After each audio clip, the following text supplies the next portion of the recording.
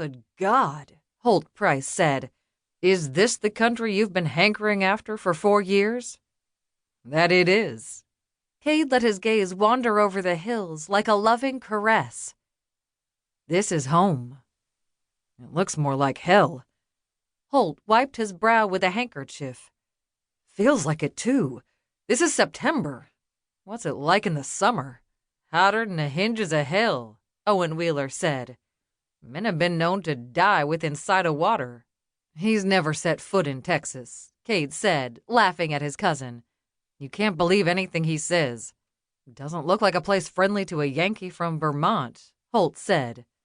No place in Texas is going to be friendly to a Yankee, no matter where he comes from, Owen said. Holt was apolitical.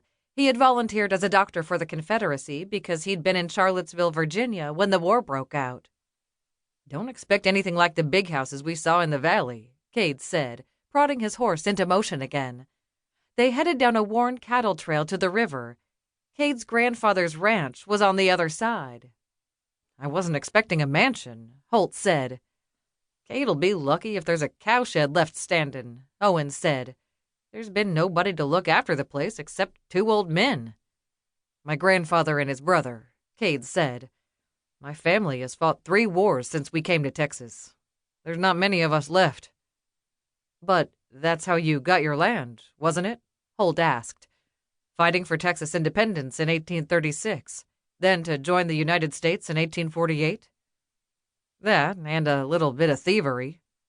The spoils of war, Owen said. You can't expect people to fight for nothing. Cade didn't, but in this case, it might have been easier if he hadn't known the people from whom his family had taken the land. It hadn't bothered his grandfather. It hadn't bothered his father either, but it had always bothered Cade. Until now. The 4th person in the group spoke for the first time. The strong always take from the weak. Rafe Jerry usually contributed little to their conversations, and what he did contribute was generally gloomy.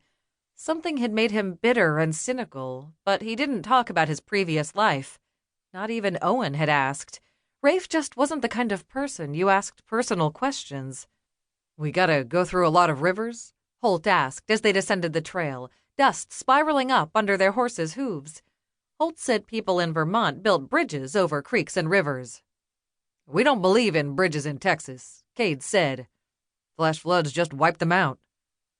Holt's uneasiness disappeared moments later. You call this a river?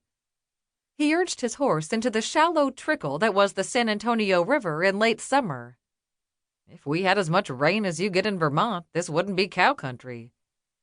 Cade wasn't blind to the differences between Texas and the rest of the country, but he was tired of Holt complaining about them. It had been a long ride from Virginia. Wait until you see it after a heavy winter rain. Will it take that long to find Laveau? Owen asked. I don't know, Cade said. He may not have come home yet. He doesn't need to come home, Holt said. Not after stealing Ivan's money. Laveau diViere had grown up on the neighboring ranch, but he and Cade had been separated by a long-standing family quarrel. After the Texas War of Independence in 1836, Cade's grandfather had carved his Wheeler 36 ranch out of land Laveau's Spanish grandmother had inherited. Cade's father had taken still more during the Mexican War, claiming the diViere grant wasn't legal under Texas law. The diVieres tried to prove their claim in court, but Texas courts rarely upheld Spanish grants. Laveau and Cade had joined the Confederate Army when war broke out in 1861. Because of their backgrounds, they'd been chosen to be part of a mounted troop specializing in night raids, their targets primarily ammunition depots, payroll wagons, railroads, or supply trains. They rode in, struck, and rode out on the same night. They had been remarkably successful until Laveau betrayed them to the Union. The Union casualty list showed Laveau among the dead, but no one remembered seeing him the night before the attack, and afterward 2 horses had been missing, along with Ivan's money. He'll come home, Cade said, as his horse lunged up the opposite bank of the river. I figure what he did is tied to getting the Union Army to recognize his grandmother's grant. How can they help him in Texas? Once the Army takes control, they have the power to do anything they want, Cade said. Cade had